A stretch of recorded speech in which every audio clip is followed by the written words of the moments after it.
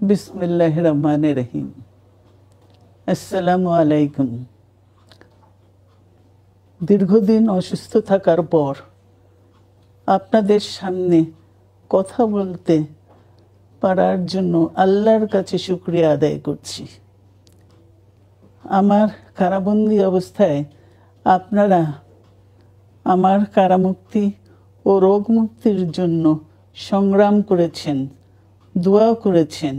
সেজন্য আমি আপনাদের সকলকে ধন্যবাদ জানাচ্ছি। দীর্ঘ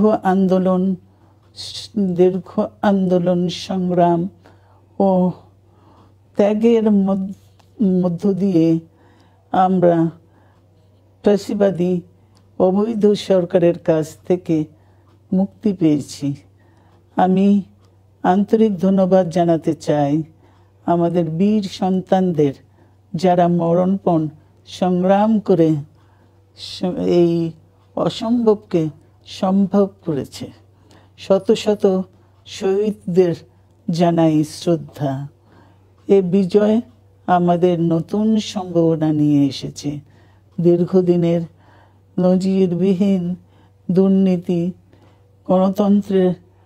গণতন্ত্রের ধ্বংসের স্তূপের মধ্য থেকে আমাদের নির্মাণ করতে হবে এক সমৃদ্ধ বাংলাদেশ। ছাত্র তরুণরাই আমাদের ভবিষ্যৎ। তরুণরা এই যে স্বপ্ন নিয়ে বুকের রক্ত ঢেলে দিয়েছে, সেই স্বপ্ন বাস্তবায়নে করতে মেধা, যোগ্যতা, জ্ঞান ভিত্তিক গণতান্ত্রিক বাংলাদেশ গড়ে তুলতে হবে। শোষণহীন সমৃদ্ধ বাংলাদেশ। সকল ধর্মের গোত্রের অধিকার নিশ্চিত করতে হবে। শান্তি,